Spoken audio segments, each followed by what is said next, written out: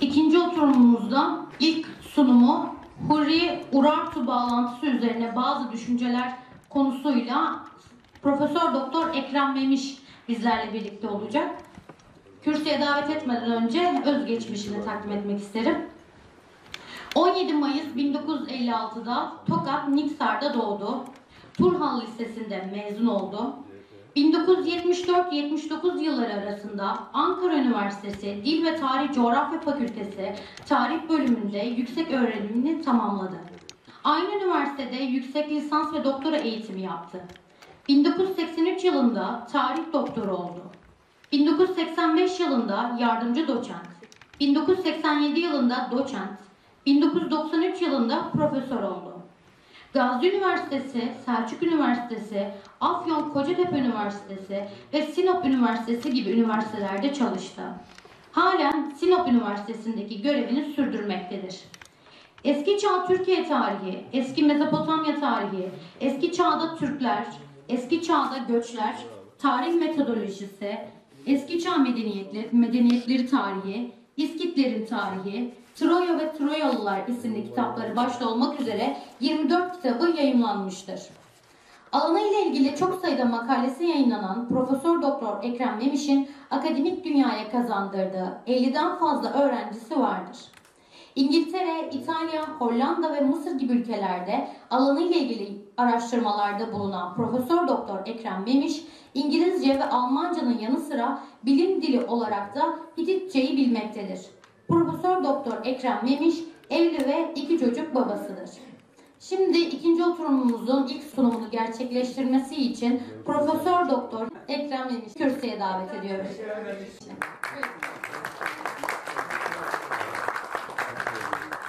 Değerli dinleyenlerim, şimdi sizlere Hurri-Urartu bağlantısı üzerine bazı düşünceler başlıklı tebliğimi sunacağım. Hurri-Urartu bağlantısını gözler önüne sermeden önce hem Hurrilerin hem de Urartuların ortaya çıktığı Doğu Anadolu coğrafyasının temel özelliklerini ortaya koymak, konuya bütünlük kazandırmak bakımından yararlı olacaktır. Doğu Anadolu, yüksek dağların yer aldığı, tarıma elverişli alanların kısıtlı olduğu, buna karşılık hayvancılık için oldukça uygun ve geniş sahaların bulunduğu önemli bir coğrafyadır. Anadolu'nun en büyük gölüne de ev sahipliği yapan bu bölge, akarsu kaynakları bakımından da oldukça zengindir. Kura, Aras, Fırat ve Dicle nehirleri ve bunların kolları hem bölgeye hem de ulaştıkları diğer coğrafyalara hayat vermektedirler. Doğu Anadolu'nun iklimi esas itibarıyla kara iklimidir. Bölgede kışlar çok uzun, şiddetli ve karlıdır.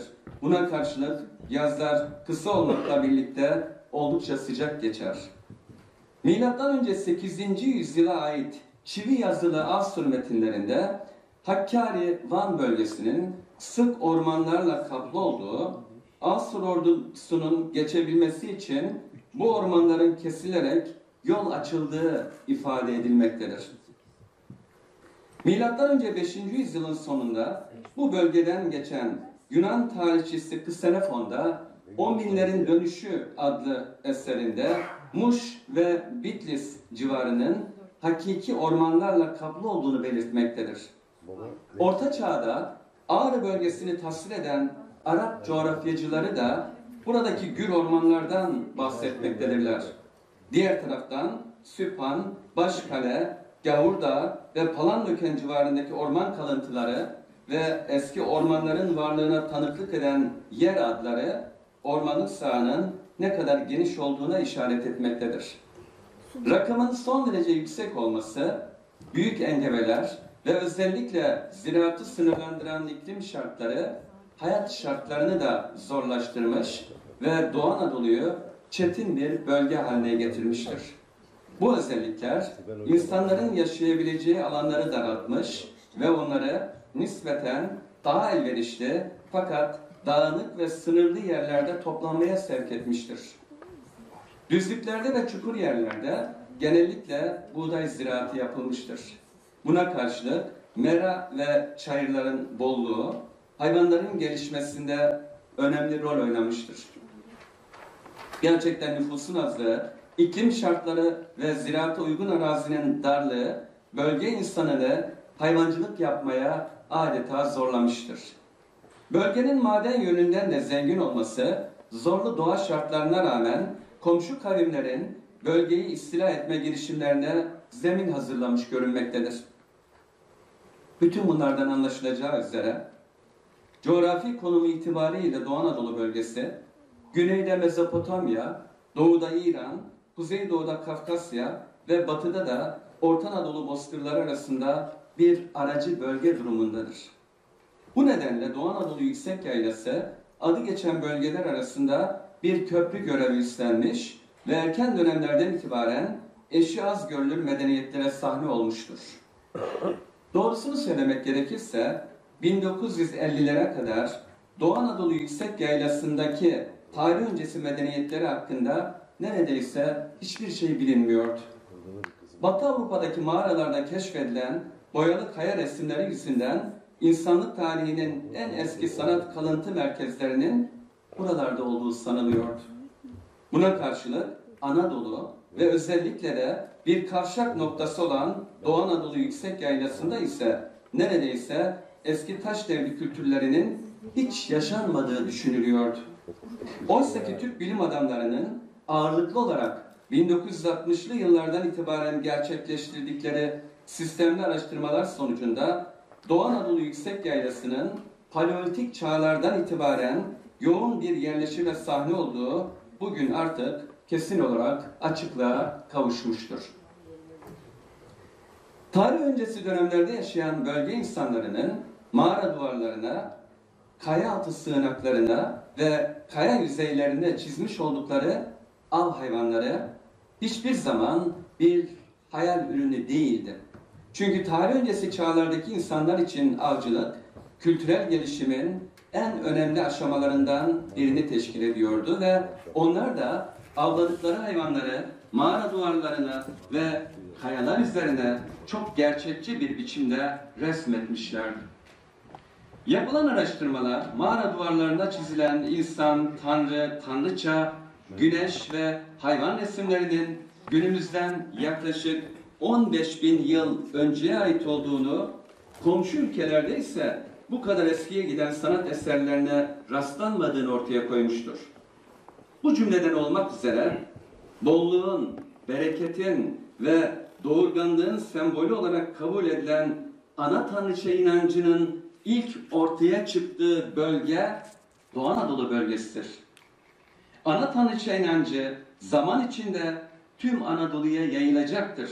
Nitekim ana tanrıça heykellerinin en güzel örneklerine Konya Çatalhöyük ve Burdur Hacılar yerleşmelerinde rastlanmıştır. Hakkari bölgesinde de kayalar üzerine kazınarak çizilmiş binlerce kaya resmi keşfedilmiştir. Bu resimlerin benzerlerine Azerbaycan ve Kobistan bölgesinde de rastlanmıştır. Bu resimlerin günümüzden 6.000 yıl önceye ait oldukları tahmin edilmektedir. Resimlerin önemli bir kısmı dağ keçileri, bizon, çeşitli av hayvanları, avda kullanılan tuzak sahneleri, sihirle ilgili motifler, stilize edilmiş şekiller ve eski yarı göçebe Türk boylarının kullanmış oldukları amblemler meydana getirmektedir. Dolayısıyla taşlar üzerine çizilen bu resim ve motiflerin Türk boylarına ait olduğuna şüphe yoktur. Bu durum ayrıca binlerce yıldan beri Doğu Anadolu, Azerbaycan ve Asya bozkırları arasında bir kültür birliği bulunduğuna da işaret etmektedir. Doğu Anadolu erken kültürleri hakkında aktardığımız bu ön bilgiden sonra Hurrilerin kimliği ve kökeni meselesine geçebiliriz. Dünya tarihinin ilk sömürgeci imparatorluğunu kuran Sami kökenli Akatların vesikalarından öğrenildiğine göre M.Ö. 3. bin yılın sonlarında Mardin merkez olmak üzere Güney Doğu Anadolu bölgesiyle Kuzey Mezopotamya'daki Musul ve Kerkük dolaylarında Hurriler adıyla anılan bir kavim oturuyordu. Hurri dili üzerinde yapılan filolojik tetkikler, bu kavmin dilinin Asyanik dillerden olduğunu ortaya koymuştur. Ayrıca bu dilin M.Ö. 9. 6. yüzyıllar arasında Doğu Anadolu'da güçlü bir devlet kuran Urartu kavminin diline benzediği, başka bir anlatımla M.Ö. 1. bin yılda karşımıza çıkan Urartularla M.Ö. 3. bin yıl Akat metinlerinden tanıdığımız Hurrilerin akraba oldukları tespit edilmiştir. Demek oluyor ki M.Ö. 3. bin yıl Anadolu kavimlerinden biri de Güneydoğu Anadolu'da oturan ve daha sonraları Kuzey Mezopotamya ve Kuzey Suriye'ye kadar sirayet eden Hurrilerdi. Ancak Doğu Anadolu bölgesinde yapılan arkeolojik kazılar ve yüzey araştırmaları neticesinde ele geçirilen buluntulardan M.Ö. 6000-5000 yılları arasına tarihlenen Neolitik devir kültürü ile M.Ö. 5000-3000 yıllar arasına tarihlenen Kalkolitik devir kültürünün de Hurrilere ait olduğu anlaşılmıştır. Hatta M.Ö. 3. bin yıla tarihlenen eski Tunç Çağı kültürü ile Kalkolitik ve Neolitik devir kültürleri arasında hiçbir kopukluğun olmadığı tespit edilmiştir.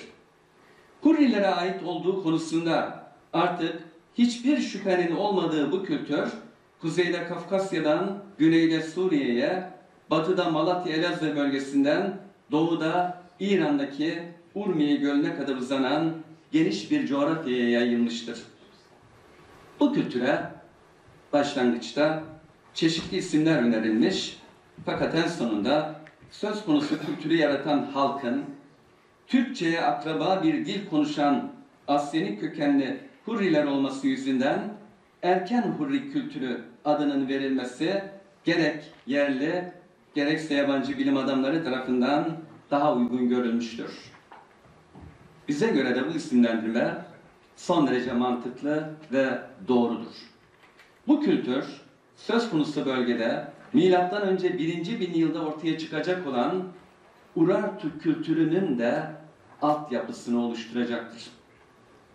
Eskiden Hurri kültürünün ilk ortaya çıktığı bölgenin Transkafkasya ve Kuzeybatı İran olduğu iddia ediliyordu. Dolayısıyla bu kültürün kuzeyden Doğu Anadolu bölgesine ve buradan da güneydeki Kuzey Suriye'ye kadar indiği sonucu çıkarılıyordu. Ancak Transkafkasya ve Kuzeybatı İran'da yapılan kazılarda en eski kültürün Kalkolitik döneme ait olduğu ve bundan daha eskiye yani Neolitik döneme gidemediği kesin olarak anlaşılmıştır. Buna karşılık Elazığ bölgesindeki höyüklerde yapılan arkeolojik kazılar neticesinde Kalkolitik devirden daha eskiye giden bir Neolitik devir kültürünün mevcut olduğu, bu kültürün daha sonraki Kalkolitik ve Tunç devirlerinde de kesintisiz bir şekilde devam etti ve üstelik bütün bu kültürlerin yerli Anadolu karakteri taşıdığı kazı malzemeleriyle ispatlanmıştır. Nitekim Kulur ve Tepecik'te rastlanan Neolitik tabakalar bölgenin kültür tarihini M.Ö. 6000'lere kadar geriye götürmektedir. Kazılarda çıkan hububat çeşitleri ve ehli hayvan kalıntıları ise burada M.Ö. 5000'lerden beri geniş çaplı bir tarım kültürünün varlığına işaret etmektedir. Bütün bunlar bize açıkça göstermektedir ki çok geniş bir coğrafi alana yayılan erken Hurri kültürünün asıl ortaya çıktığı yer Doğu Anadolu bölgesidir. Ve bu kültür buradan güneyde Kuzey Suriye'ye, kuzeyde Transkafkasya'ya ve doğuda da Kuzeybatı İran içlerindeki Urmiye Gölü'ne kadar yayılmıştır. Arkeolojik verilere göre M.Ö. 6. bin yıl başlarından itibaren Doğu ve Güney Doğu Anadolu toprakları merkez olmak üzere çok geniş bir alana yayıldığı anlaşılan Hurri kültürünün temsilcilerine ilişkin en eski yazılı bilgiler, daha önce de ifade ettiğimiz gibi çivi yazılı Akat vesikalarında geçmektedir. Akat imparatorlarından Naramsi'nin seferlerini anlatan bir vesikada Akat hakimiyeti altında yaşayan Hurri kent devletlerinden söz edilmektedir. Fakat Akat hakimiyeti kısa ömürlü olmuş Milattan önce 2150'lerde bu imparatorluk Oğuz Türklerinin ataları oldukları sanılan Gutiler tarafından yıkılmıştır. Bu çöküşün yarattığı siyasi kargaşa ortamında Hurrice konuşan halklar Mezopotamya'nın doğu ve kuzey kesimlerini işgal etmişler ve bölgede bir takım küçük beylikler kurmuşlardır. Bir süre sonra bu beyliklerin son Sümer devleti olarak da kabul edilen 3. Ur sülalesinin egemenliği altına girdikleri anlaşılmaktadır. 3. Ur sülalesinin M.Ö. 2060-1960 çöküşünden sonraki asırlarda Hurriler hakkındaki bilgilerimiz kıt ve bölük pörçüktür. Fakat M.Ö. 16. yüzyılın ortalarına doğru Hurrilerin Anadolu'daki Hitit krallığı ile çetin mücadelelere giriştiğini çivi yazılı Hitit metinlerinden öğreniyoruz. Acaba Hurriler Hitit topraklarına neden saldırmışlardı? Hurrilerin Hitit topraklarını istila etme hadisesiyle Mitanni göçleri arasında herhangi bir bağlantı var mıydı? Doğrusunu söylemek gerekirse Hurrilerle Hititler arasındaki düşmanlığın Hitit kralı 1. Hattuşili zamanına kadar geriye gittiği Hitit metinlerinden öğrenilmektedir. Adı geçen Hitit kralına ait yıllıklarda Arzava ülkesi üzerine tertiplenen bir seferin Hitit ana yurdunun Hurri istilasına uğraması yüzünden yarım bırakıldığı bildirilmektedir. Bütün bunlar bir yana Hurri saldırılarından cesaret alan vasal devletler ayaklanarak Hitit tabiyetinden ayrılmışlardı. Hitit kralı Hurri saldırılarına misliyle karşılık vermiş ve hatta bu bağlamda önemli bir Hurri kenti olan Urşu'yu, bugünkü Urfa, muhasara ederek ele geçirmişti. İki taraf arasındaki düşmanlık Hattuşili'nin halefi 1. Murşili döneminde tekrardan alevlenmişti. Fakat Hurrilerle Hititler arasındaki asıl mücadele Babil Fatihi Murşili'nin eniştesi Hantili tarafından katledilmesiyle başlayan ve yaklaşık 50 yıl süren Gasip Krallar devrinde yaşanacaktır. Murşili'nin katledilmesinden Telepinuş'un iktidarı ele geçirmesine kadar uzanan ve yaklaşık olarak M.Ö. 1550-1500 yılları arasına tarihlenen zaman dilimi Hitit devletinin büyük iç sarsıntılar geçirdiği kanlı bir devirdir. Adeta bir fetret devri olan bu kargaşa döneminde iş başına gelen bütün krallar ya seleflerini öldürerek ya da başka türlü yöntemlerle iktidarı ele geçirmişlerdir. Böyle bir durumdan dış düşmanların yararlanacağı muhakkaktı. Nitekim Gasip Krallar devrinin ilk hükümdarı Hantil zamanında Hurrilerin Anadolu'ya karşı yeniden saldırıya geçtikleri görülür. Söz konusu dönem hakkında bilgi veren yegane vesikamız Telepinuş fermanıdır.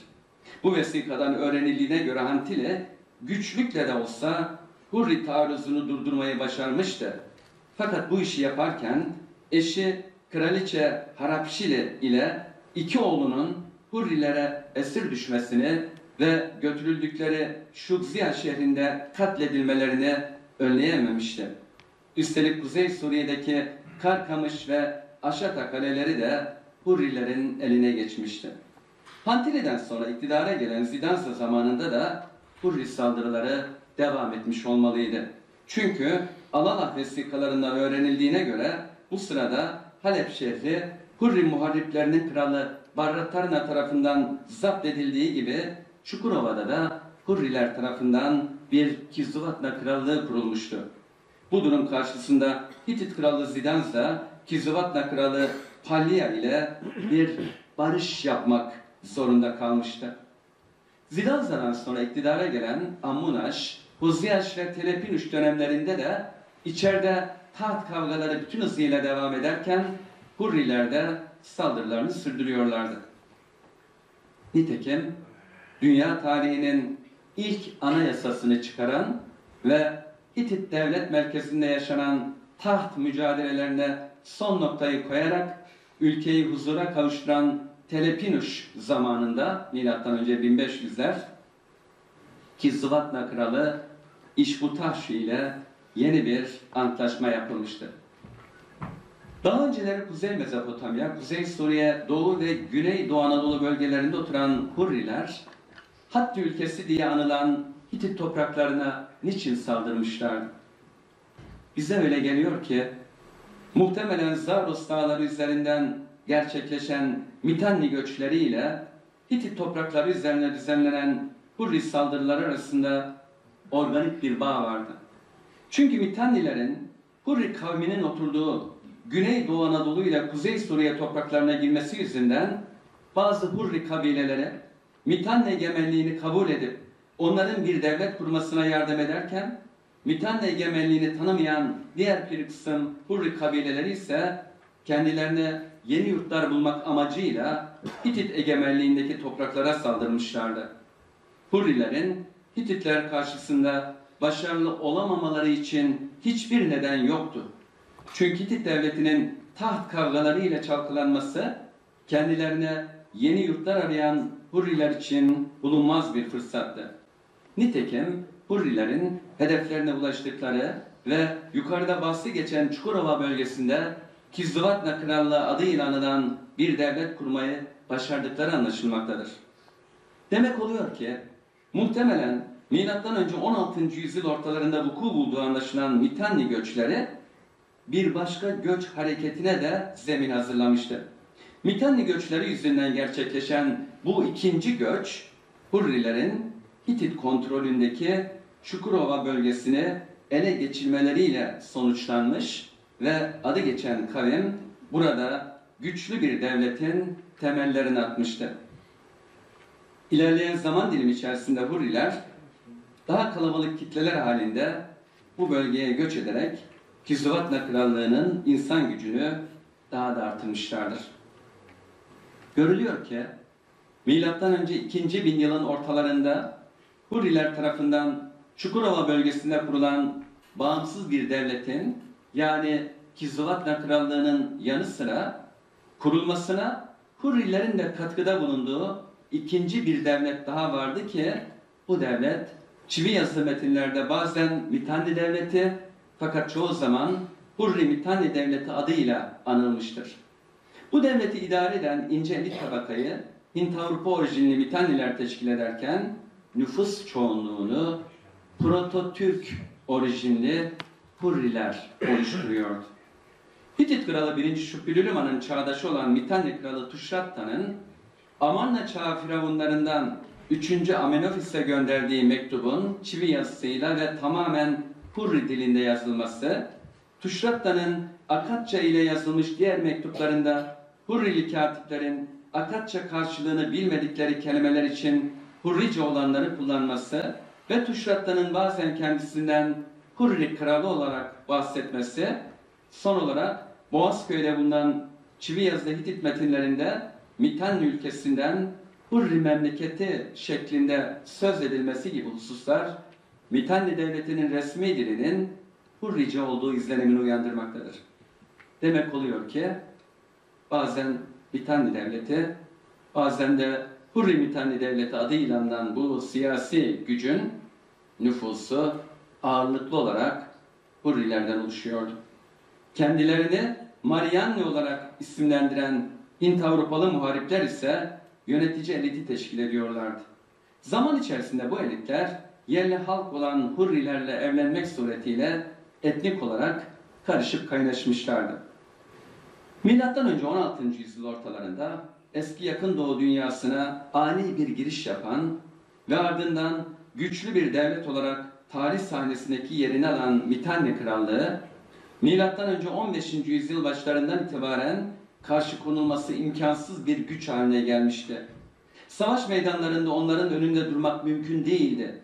Çünkü onların çift atla çekilen iki tekerlekli hafif harp arabaları vardı. Manevra kabiliyeti son derece fazla olan bu savaş arabaları sayesinde onlar düşmanları üzerinde belirgin bir üstünlük sağlıyorlardı. Milattan önce 1400-1350 yılları arasında tarihlenen ve dünya tarihinde gerçek anlamda ilk uluslararası ilişkilerin başladığı dönem olarak kabul edilen Amarna çağında eski yakın doğu coğrafyasının en kuvvetli 5 devletinden biri olan Mitanni devleti Hitit kralı 1. Şupbülülma tarafından yaklaşık olarak 1350'lerde ortadan kaldırılmış, fakat Asur tehlikesi göz önünde bulundurularak Hititlere bağlı tampon bir devlet olarak yeniden teşkilatlandırılmıştı. Mitanni devletinin eski gücünü kaybetmesi, o güne kadar Mitanni egemenliğinde yaşayan Asur'a bağımsızlık yolunu açmıştır. Gerçekten artık bağımsız bir devlet haline gelen Asur, Amarna çağının sonlarına doğru eski Yakın Doğu'nun büyük devletler arasına girmeyi de başarmıştı. Mitanni devleti ise artık eski gücünde değildi. Milattan önce 13. yüzyılın sonlarında başlayan ve 12. yüzyılın başlarında da devam eden Ege göçleri, Hitit ve 3. Babil devletlerinin yanı sıra Mitanni devletinin de sonunu getirmişti. Ege göçlerinden sonra Hurri halkının yeniden örgütlenmesi. Ege göçleri, yukarıda da ifade ettiğimiz gibi milattan önce 2. bin yılın büyük siyasi güçleri arasında yer alan Hitit, Mitanni ve 3. Babil devletlerinin yıkılmasına neden olmuştu. Mısır firavunlarından Merneptah ve 3. Ramses'in verdikleri çetin mücadeleler sonunda Mısır devleti yıkılmaktan kurtulmuş olsa da ekonomik yönden çökme noktasına gelmişti. Üstelik insan kaynaklarının önemli bir kısmını da kaybetmişti. Bu göçlerin yıkıcı etkisinden zarar görmeden kurtulabilen yegane devlet ise göç yolları üzerinde bulunmayan Asur devletiydi. Büyük devletlerin ortadan kalkmasını kendisi için fırsata dönüştüren Asur, şimdi ekonomik olarak yeniden güçlenmek için hem bütün Anadolu'yu egemenliği altına almayı hem de Doğu Akdeniz sahillerini ele geçirmeyi planlıyordu. Eğer Asur bu planlarını gerçekleştirebilirse hiç kuşkusuz Yakın Doğu'nun süper gücü haline gelecekti. Bu doktrine işlerlik kazandırabilmek için her şeyden önce ekonomik yönden güçlü olmak gerekiyordu. Bunun için de ilk aşamada Asur'a daha yakın olan Doğu Anadolu'nun madenlerine sahip olmak ve onları işletmek yapılabilecek en akıllıca işti. Ayrıca bu bölgede oturan kavimler vergiye bağlanarak iyi bir gelir temin edilebilirdi. Doğu Anadolu üzerine yapılan seferlerle ilgili Asur kaynakları incelendiğinde görülecektir ki bu seferlerin kökeninde ekonomik nedenler yatmaktadır. İşgale yönelik devamlı ve kalıcı bir Asur egemenliğinden söz etmek mümkün değildir. Fakat yine de bu toprakların Asur tehdidine karşı korunması ve savunulması gerekiyordu. Hurri Mitanni devletinin zayıflamaya yüz tuttuğu milattan önce 13. yüzyıl ortalarından itibaren kendilerini savunmak zorunda kalan bölge halkı yavaş yavaş örgütlenmeye ve feodal beylikler oluşturmaya başlamışlardı. Bu örgütlerin başında Uruatri ve Nairi konfederasyonları gelmektedir. Bu iki konfederasyon Ege göçlerinden sonra tamamen devletsiz kalan halkın Asur tehdidi karşısında sığındıkları en güvenli iki limandı. Ege göçleri tehlikesi atlatıldıktan sonra Asur devleti Anadolu'yu ele geçirme planlarını tekrar uygulamaya koydu.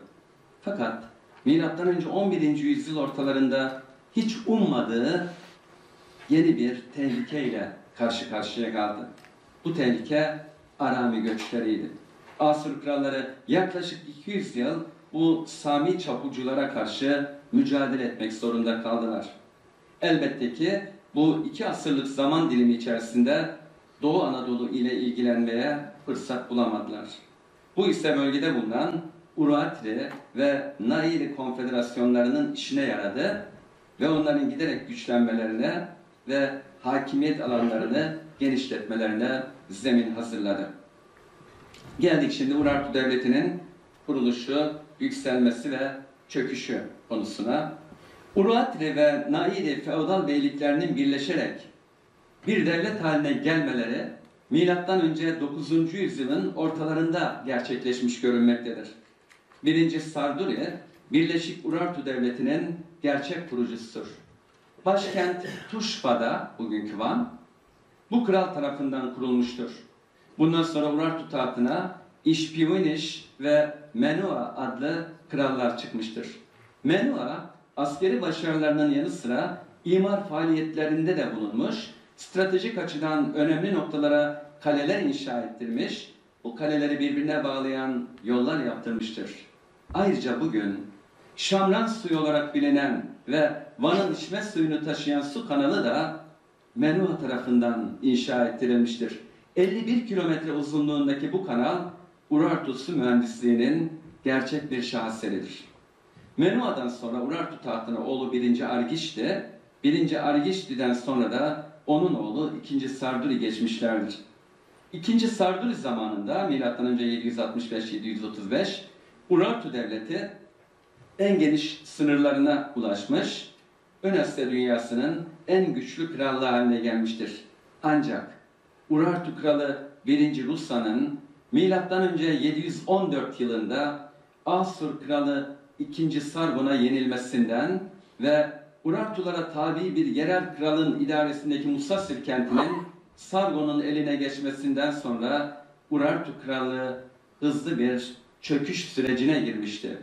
Çünkü Cudi Dağı'nın eteklerinde kurulmuş olup Urartuların dini merkezi olarak kabul edilen Musasir kenti aynı zamanda Urartu devletine ait hazinelerin de muhafaza edildiği önemli bir kentti.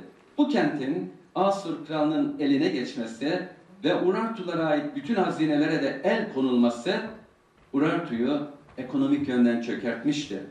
Asur kralı 2. Sargon'un ifadesine göre hazinelerini kaybetti ve tanrısının esir edildiği haberi Urartu kralına ulaştığı zaman o felaketin büyüklüğü karşısında kedere boğulmuş ve kendisine bir kılıç saplayarak intihar etmişti.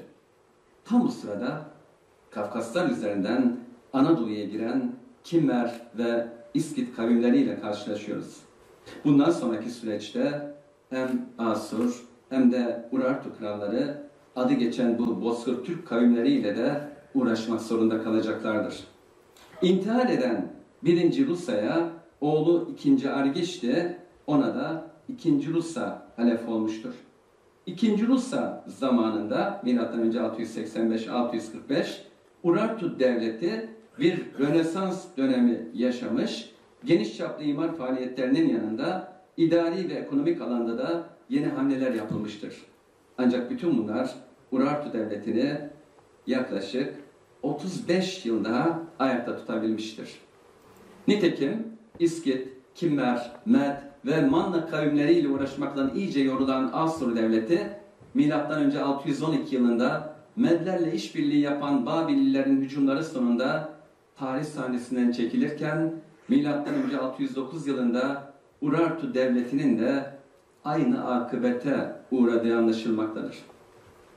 Siyasi tarihini özetlemeye çalıştığımız Urartuların sosyal ve ekonomik yaşantıları, sanat ve mimari anlayışları ve dini inançlar hakkında da bir şeyler söylemek icap eder. Milattan önce 13. yüzyılın ortalarından milattan önce 9. yüzyılın ortalarına kadar küçük beylikler halinde yaşayan ve nihayet milattan önce 850'lerde Anadolu'nun en güçlü devletlerinden birini kurmayı başaran Urartular, emperyalist bir politika izleyen Asur krallarına karşı Anadolu'daki diğer kavimlerin güvencesi ve koruyucusu olmuşlardır. Yazılı vesikalardan anlaşıldığına göre Urartular bir taraftan başta Asur olmak üzere düşman kavimlere karşı savaşırken bir taraftan da imar faaliyetlerine girişmişlerdir. Memleketin imarında en önemli rolü savaş esirleri oynamıştır. Doğu Anadolu'nun sert iklim koşullarına rağmen tarıma ve hayvancılığa önem verilmiştir. Ayrıca madenlerin işlenmesi, dökümcülük, çömlekçilik, dericilik, dokumacılık gibi işletmelerin sanayi çalışmalarında ciddi bir yeri vardır. Doğal kaynakları bol olan bu bölgede imal edilen madeni eserlerin büyük bir kısmı Urartulara has bir üslup ve tekniğe sahiptirler. Urartu eserleri ticari ilişkiler bağlamında Kuzey Suriye, Frigya, Yunanistan ve İtalya'ya kadar ulaşmıştır.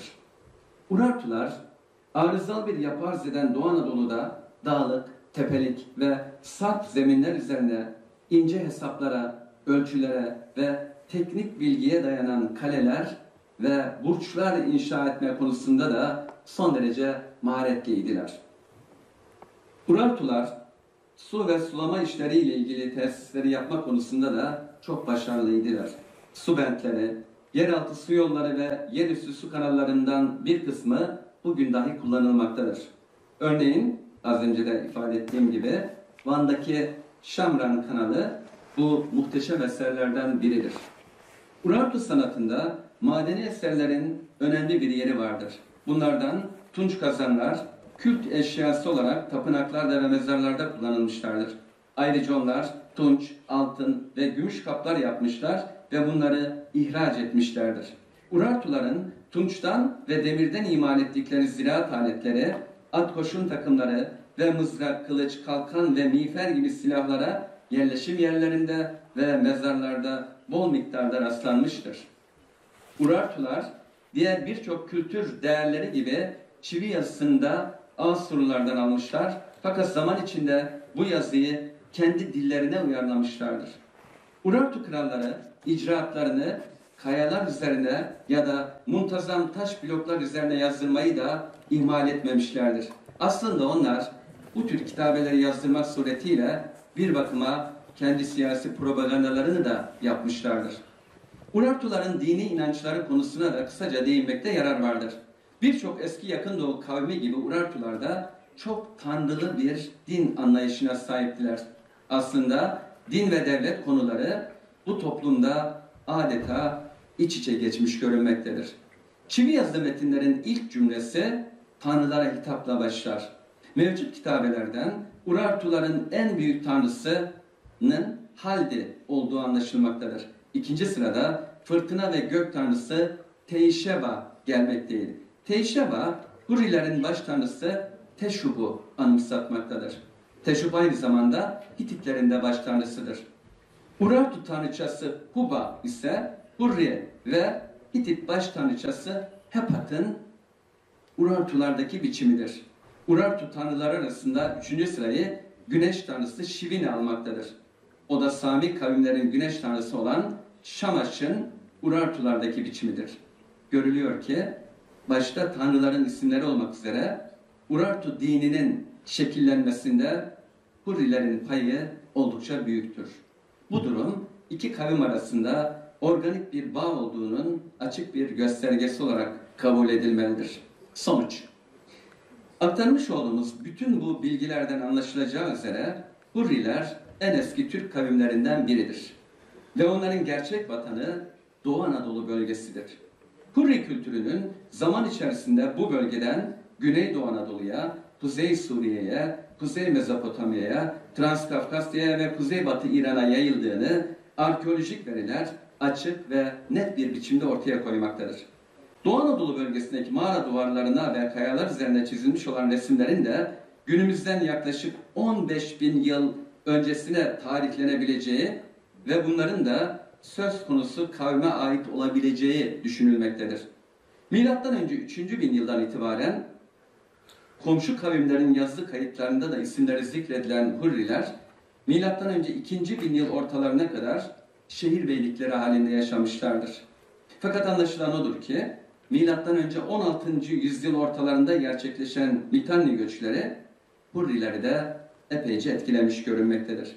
Gerçekten ağırlıklı olarak Doğu ve Güneydoğu Anadolu toprakları ile Kuzey Suriye'de oturmakta olan Hurri kabileleri Mitannilerin Ön Asya dünyasına girmesiyle birlikte siyasi anlamda da kendilerini yeniden dizayn etmek zorunda kalmışlardır. Buna göre Hurri kabilelerinin bir kısmı Mitannilerin kurmuş olduğu devlette tabi olmayı ve hatta bu devletin kurucu ortaklarından biri olmayı tercih ederlerken bir kısım Hurri kabileleri ise Mitanni egemenliğini kabul etmeyerek kendilerine yeni bir yurt bulma çabası içerisinde Hit topraklarına saldırmışlardır. O sıralarda Hititler taht kavgalarıyla uğraştıkları için Hurri istilası karşısında yeterince direnç gösterememişlerdir. Bunun doğal bir sonucu olarak da Çukurova bölgesini ele geçiren Hurriler burada Kizuvatna Krallığı adıyla anılan yeni bir devlet kurmuşlardır. Demek oluyor ki Mitanni göçleri sonunda aslında Hurriler iki devlete birden sahip olmuşlardır. Bunlardan biri Gap bölgesinde Hurri Mitanni ortaklığına dayalı olarak kurulan ve eski çağ literatürüne de Hurri Mitanni Devleti adıyla geçen krallık, diğeri de tamamen Hurrilerden oluşan ve Çukurova bölgesinde ortaya çıkan Kizzuvatna Krallığı'dır.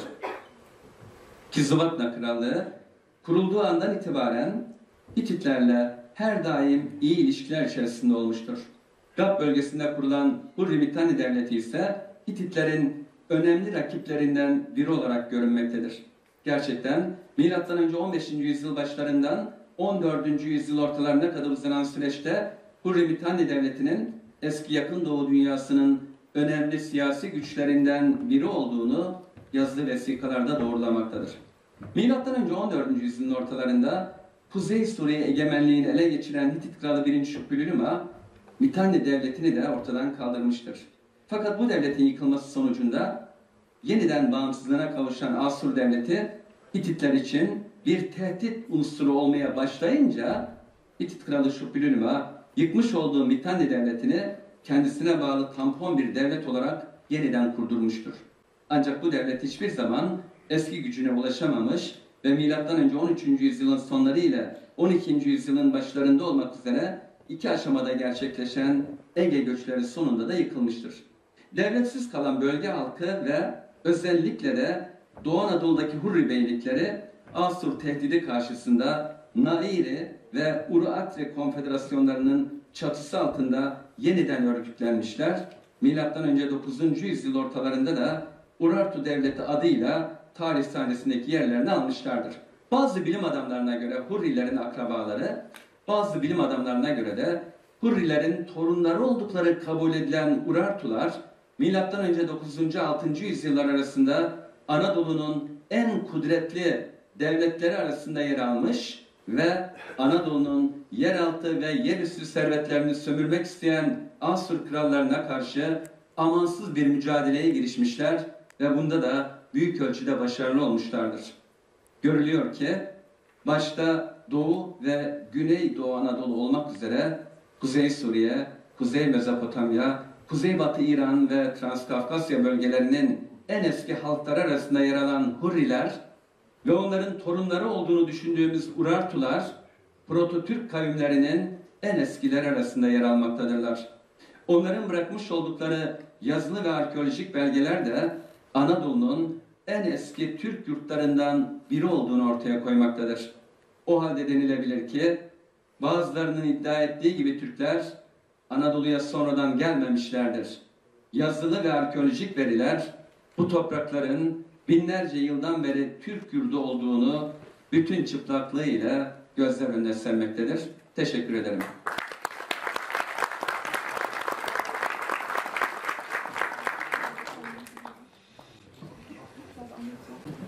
Evet, Hurri-Urartu bağlantısı üzerine bazı düşünceler adlı sunumunu Profesör Doktor Ekrem Memiş hocamız gerçekleştirdi.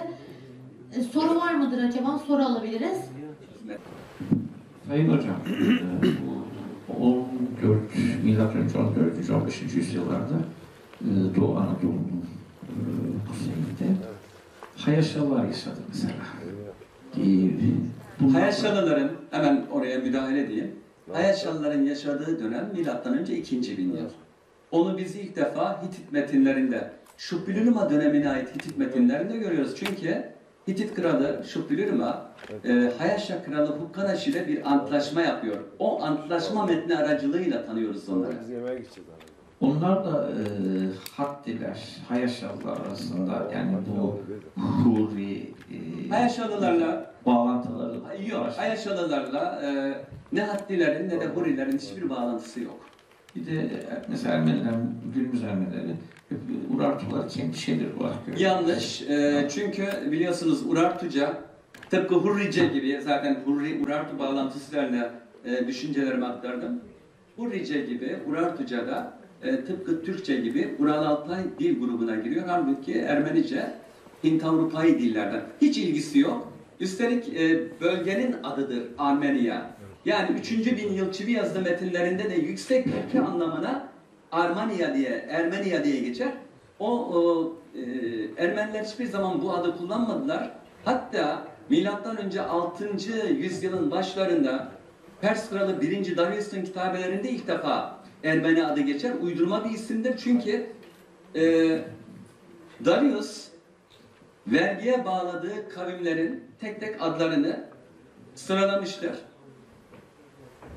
Adamlarından biri geliyor diyor ki Darius'a, bu bölgede diyor, Doğu Anadolu'yu kastederek bir kavim var ama biz onların adını bilemedik. Nereye yazacağız dediklerinde Darius emir veriyor. Diyor ki onlara Armanya bölgesinde oturanlar anlamına Ermeniler deyin diyor. Ermeni adı öyle çıkıyor ortaya zaten. Ermeniler hiçbir zaman kendilerine Ermeni demediler. Onlar Tevrat'ta Hayklar diye geçer.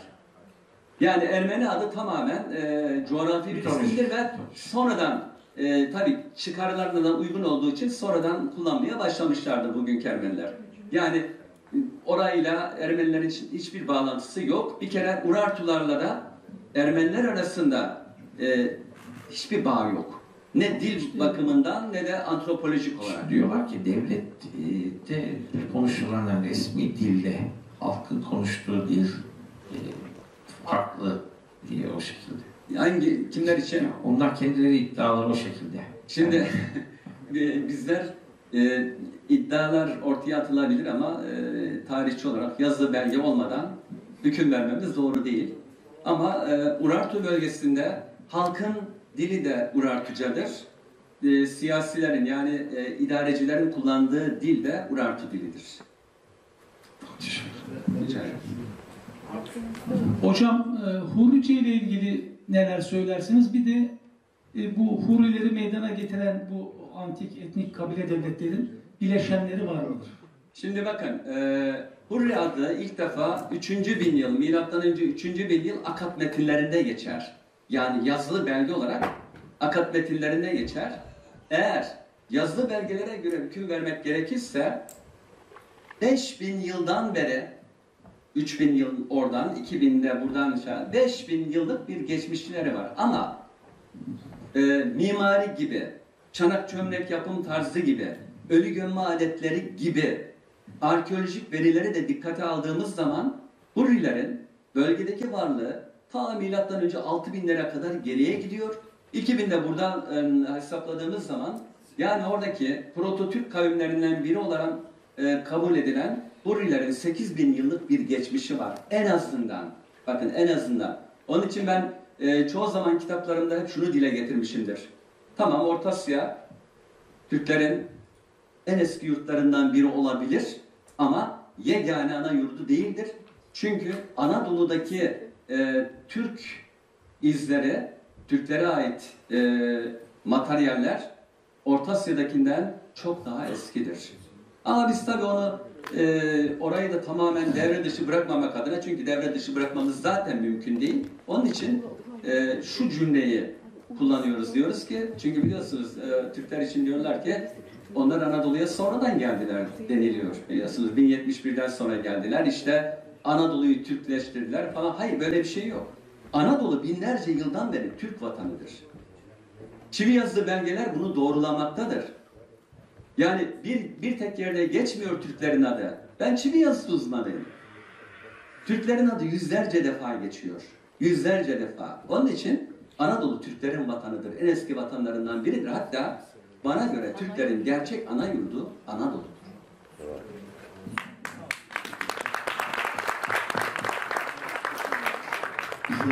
Şimdi bu beyanda ben de bir soru sormak istiyorum. Şimdi bu söylediklerinize aynen katılıyorum. Ayrıca katılmak da istiyorum. Bir de tabii bütün bu bizim bilgilerimize karşı 1990'lardan beri bir Hint-Avrupalı hipotezi var. Ve hipotezlerden bir tane, yani genel olarak kabul edilen görüş, Kafkasların kuzeyinden gelen beyaz ırkların milattan önce 5. bin yıldan itibaren başlayarak 4 dalga halinde Asya'ya gelmeleri, son dalga 1500'lü yıllarda İran coğrafyasına kadar uzanan. Şimdi bu Hint-Avrupalılar bir teoride Ermenistan bölgesinden gelmesi, Ermenileri de Hint-Avrupa kökenine indiriyorlar. Şimdi ve biz de diyoruz ki buralar Türk eli, yani Türk ili, Türk devleti. O zaman Hint-Avrupalı ne oluyor? Yani Hint Avrupa sonradan 1990'larda çıkarılmış bir tez biliyoruz. Ta 1772'lerden beri Türkoloji varken baktılar her taraf Türklere dayanıyor. Bir tez olarak gelişti. O zaman Ermenilerin kökenine ve bu Hint Avrupalıların kökenine, Hint Avrupalıların kökeninde Türk mü? Yani bunlar tabii teorik sorular. Ben fikrinizi almak istiyorum. Vallahi şimdi ben olaya dil açısından bakıyorum. İntihari diller, Türkçe ile uzaktan yakından alakası olmayan diller. Türkçenin işte eskiden de şimdi de hangi dillerle akrabalığı olduğu belli. İşte İlhami Hocam sabah anlattı. Sümerce en eski Türk dillerinden biri. Ta 1850'li yıllardan beri bununla ilgili pek çok araştırma, yüzlerce araştırma yapıldı. Ve şimdi biz dediğimiz zaman belki karşı çıkılabilir. İşte ya Ekrem Hoca herkesi Türk yapıyor falan diyorlar. Ya böyle bir şey yok. Ben gördüğümü anlatıyorum. Ben gördüğümü anlatıyorum. Mesela ben ilk defa 1986 yılında tesadüfen 1986 yılında çivi yazılı metinler üzerinde çalışırken işte ta 1938 yılında yayınlanmış bir çivi yazılı metin gördüm. Metinde Türkiye Kralı İlşunail diye geçiyordu. Türkiye Kralı İlşunail. Anadolu'da bir Türk krallığının olduğunu ben o zaman anladım. Ve tabii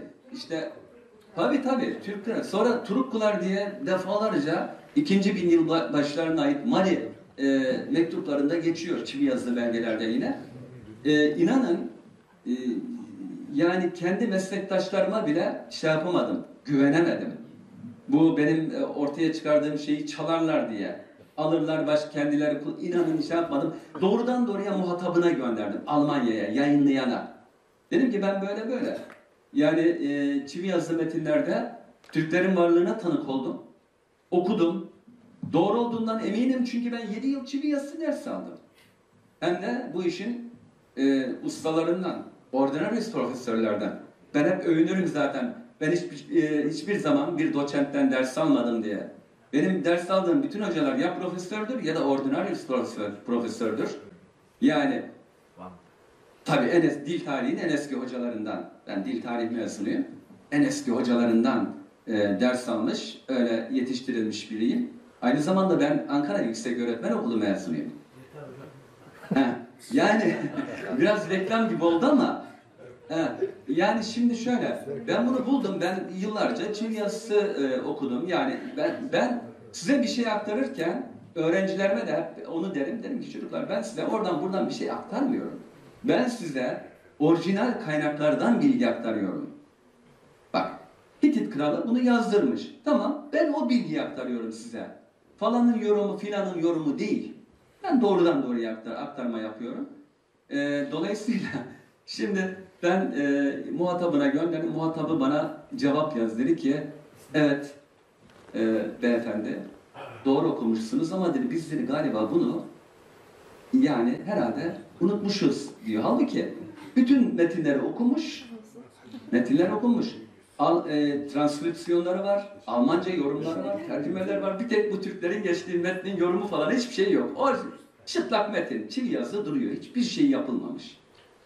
Belli ki orada Türk adı geçiyordu ve şey yaptılar. Ondan imtina ettiler. Başver ya nasıl olsa bunlar Türkler de bir şey bilmiyor diye. Fakat biz onu ortaya çıkardık. Çıkardık ve onu yayınlayana da doğrulattırdık. Ondan sonra ben çıktım. O zaman Konya'da çalışıyordum. 3. bin yılda, milattan önce 3. bin yılda Anadolu'da Türkler diye bir konferans verdim. O günün bütün büyük gazeteleri geldi. İşte büyük puntolarla başlık attılar. Türk tarihi değişiyor mu diye. Ama birilerinin işine gelmiyor işte. Yani Milli Eğitim Bakanlığı bilmem ne falan. Bunu görmezden geldiler. Ama bakın ben 37 yıldan beri yani bunu yakaladığımdan beri bunlar üzerinde çalışıyorum. Ve benim de hocalıkta 44. yılım az buz değil yani. 44 yıldır da çalışıyorum. Hocam şimdi teşekkür ederim. Bu beyanda bu Ermenilerin kökeni konusu önemli burada. Ermeniler Hint Avrupa'yı bir kavim. Kihtir Bey. Yani bizden farklı. Hayır, tabii ki farklı. Ermenilerle hiçbir ilgimiz yok. Kesinlikle. Yani din yoluyla ayrışmış Hayır, bir toplum değil. hayır. Bizzat Hiç. Hint Avrupa. Tabii ki. Teşekkür ederim. Rica ederim. Çok teşekkür ederiz hocam. Çok sağ olun.